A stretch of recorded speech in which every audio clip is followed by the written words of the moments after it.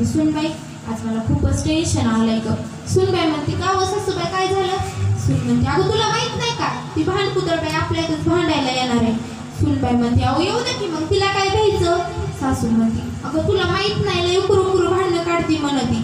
सून म्हणते अहो काढू द्या की मग आपण तिला बोलायचं नाही तिला आपल्याला भांडू द्या आपल्याला मारू द्या आपल्याला शिव्या देऊ द्या आपण तिला बोलायचंच नाही आपण नाही बोलल्यावर कसं बोलन ती? सासू म्हणते हो बरोबर आहे. आली भांडकुदळबाई सहजच झाल्यासारखं आली. आल्यावर म्हणते त्या सासूला मला थोडा विस्तू दे ग. त्या पूर्वीच्या काळामध्ये काय आपल्यासारखं गॅस वगैरे काय नसायचं. पूर्वीच्या काळामध्ये चुला असायच्या. शेजारणीनं कोणी चूल पेटवली असली तिच्या घरचा विस्तू आणायच्या ना आपण चूल पेटवायची. बरं जाऊ द्या तिनं विस्तू मागितला तर सासूला वाटलं तिचं काय भांडण्याचा मूड नाहीये वाटतं ही काय आपल्याला भांडणार नाही. बरं झालं आपल्या घरचं संकट टळलं. सासू गेली गपचूप आतमध्ये गेली विस्तू घेऊन आली. परत त्या बाईला मध्ये कशात देऊ तुम्हाला विस्तू?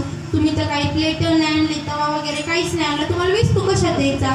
पुढची बाई म्हणते टाक की माझ्या पदरात. ती म्हणते अहो पदरात टाकल्यावर पदर जळण की. ती म्हणते अगं मेले रडके तुला काय करायचं जळू दिला माझा पदर जळणार तुझ्या बापाचं काय जाणार आहे? टाकायचं काम आहे तर गपचूप टाकायचंच ना काय लवकर दुसऱ्या खूप चपात्या करत बसली.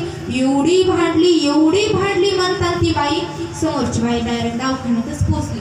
ती म्हणते बाई लय भांडली ग माय मला ती बाई. मग आता दुसऱ्या घरी जायचं होतं.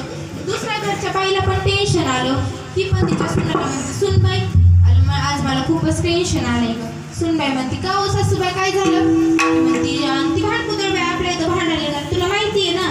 सून म्हणते हो माहिती आहे. मग सासू म्हणते आता आपण काय करायचं? सून म्हणती तुम्ही काय नका करू तुम्ही फक्त घरामध्ये जाऊन बसा. मी जोपर्यंत सांगत नाही तोपर्यंत बाहेरच निघू नका मी बघते तिच्याकडं. सासू म्हणते हो चालतंय. भांडकुदळबाईला असं पदर खोसूनच आले. पदर खोसून आली त्या सुनाला म्हणते काय ग कुठे गेली तुझी सासू? सून म्हणते त्या बाहेर गेल्यास का हो काय झालं? ती म्हणते तिला माहित नाही का तिच्याकडे माझा भांडणाचा दिवस आहे बाहेर कस काय गेली ती? सासू ती भांडकुदळबाई सून म्हणती तरी मी म्हटलं माझ्या सासूबाई सकाळपासून बाहेर का जाऊन बसल्यात. अहो तुम्ही भांडायला येणार आहेत ना त्यामुळं त्या नाव्याकडे गेल्यात बघा टकलं करायला म्हणजे तुमच्यासोबत चांगले भांडणं होती. ती भांडकुदळबाई म्हणते असं होय टकलं करते होय मला काय कमी समजू नका. नाव्याकडे गेले टकलं करूनच वापस आले. परत त्या सुनाला म्हणते काय ग कुठे गेली तुझी सासू? सून म्हणती अहो त्या नाही का तुमच्यासोबत जास्तच भांडणं होत त्यामुळे त्या घरात बसल्या आणि त्याच्या टाकल्याला सेंदूर तेल लावायला लागलं.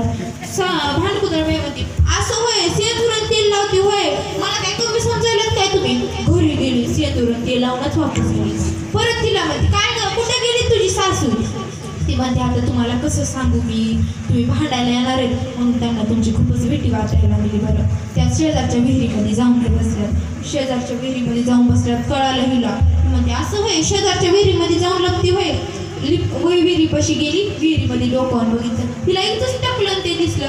तिला म्हणते होय ग विहिरीमध्ये जाऊन लपतीस होय खाली आल्यावर तुला सांगते जी उडी टाकली म्हणतात ते आदत करत